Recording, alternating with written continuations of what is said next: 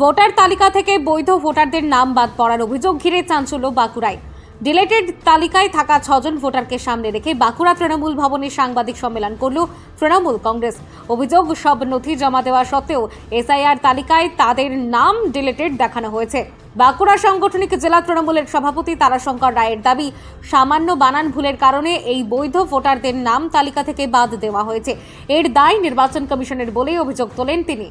নির্বাচন কমিশন নিরপেক্ষভাবে বিষয়টি খতিয়ে দেখে যাতে ওই ভোটাররা তাদের ভোটাধিকার ফিরে পান, সেই দাবিও জানান তৃণমূল নেতৃত্ব।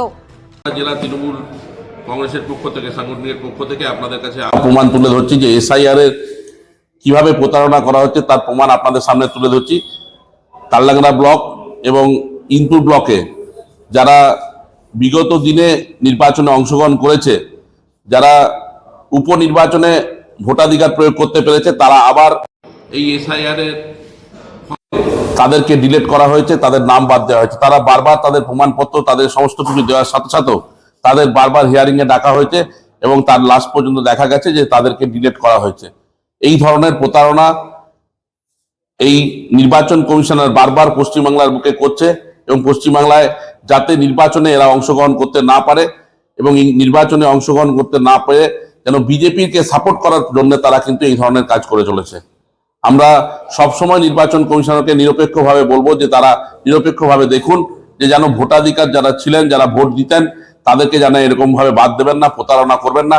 তাদের সাথে প্রতারণা করলে আপনারা খারাপ করছেন, কারণ কি তারা আমাদের বাংলার বাঙালি, তারা আজকে 200 বছর ধরে আমাদের এই বাংলায় বাস করছে, তারা ভোটাধিকার প্রয়োগ করছে।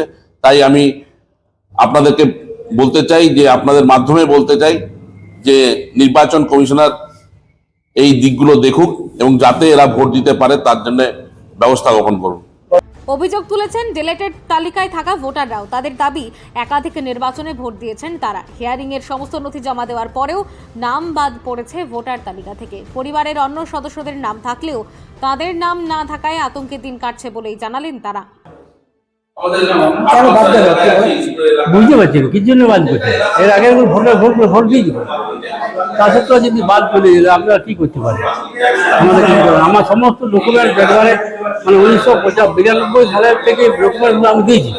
মানে আমার যে দলিল, আমার যে মাধ্যমিক ভোট সার্টিফিকেট, কাউন্সিলের ভোট সার্টিফিকেট, 2002-এর আগে 1995 সালে আবার ভোটার কার্ড হয়েছে, তখনও আমি দিয়েছি। ওটাও দিয়েছি। হ্যাঁ, দিয়েছিল না, বাদ গেল। জানি না কি কারণে বাদ গেছে সেটা বলতে পারবো না, কিন্তু 2002 সালে আমার মায়ের ভোটার লিস্টে নাম আছে। এবারে আমার দিদিদেরও নাম এসছে, আমার নাম বাদ পড়ে গেছে। হ্যাঁ, মায়ের নাম আছে, বাবা তো মায়ের নাম আছে, তো আমার তা সত্ত্বেও বাদ চলে গেছে। এই কারণে আমি সেটা বুঝতে পারছি না। ওই জন্য ডাকা হয়েছিল। হ্যাঁ, আমি অনলাইনেও ফিল আপ করেছিলাম মায়ের ডকুমেন্টস ধরে, তারপরেও মানে আসেনি নাম।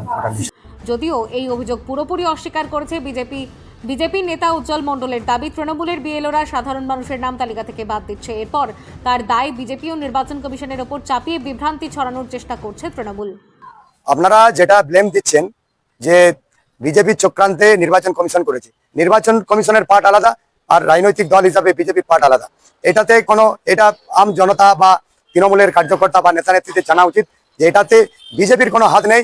হাত আছে তৃণমূলের, হাত আছে তৃণমূলের বিএলওদের দ্বারা সমস্ত আম জনতার নাম কিভাবে বাদ দেওয়া যায় এবং বিজেপিকে কিভাবে ব্লেম দেওয়া যায় এটা চেষ্টা করেছে।